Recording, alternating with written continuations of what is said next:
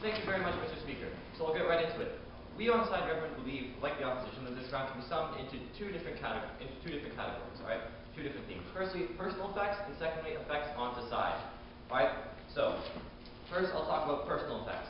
Now, a lot of what we've been hearing from the opposition is infinite, all right? Infinite opportunities, infinite experiences, infinite things to learn, infinite things to do, all right? But we feel on side government that eventually you would get jaded. Alright? It doesn't matter how many books you read, doesn't matter how many sunsets you see, doesn't matter where you go on earth, you will get tired of life. And you will lose the ability to die. Right? The only thing after 10,000 years of living you will want to do is die. And you will not be able to.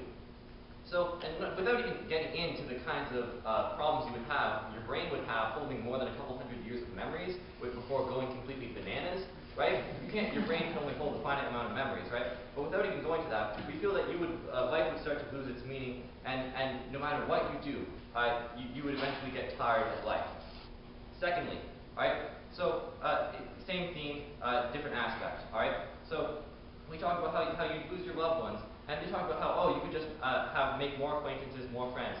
But like this ties back into the first part of this theme, that they would lose their meaning. Life itself would lose its meaning because you could no longer have any meaningful relationships. And even if these relationships last, sure, 50 years, 60 years, they die, and you live.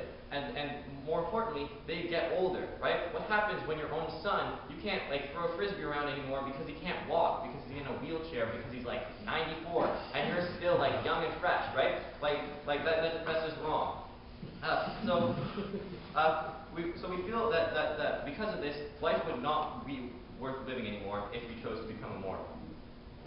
And finally in this theme is the Prometheus conundrum.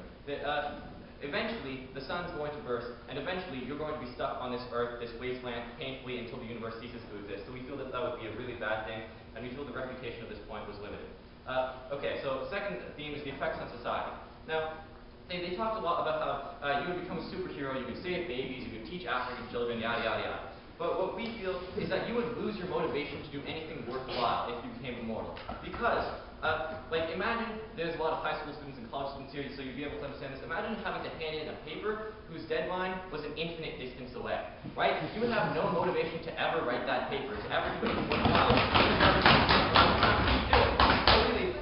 You're not going to become a superhero, right? And really, if anyone who's read the comic books kind of knows that Wolverine's a bit of a dick. But anyways, we don't really feel that you become a superhero, you become a super villain. Because, as the partner said, power corrupts and absolute power corrupts absolutely. So really, being showered by affection constantly every single day would be bad for you. And as a result, it would damage you psychologically. And the effects on society would be bad, because you would be, in a sense, a super villain. So for all these reasons, we are very proud to propose. Thank you very much.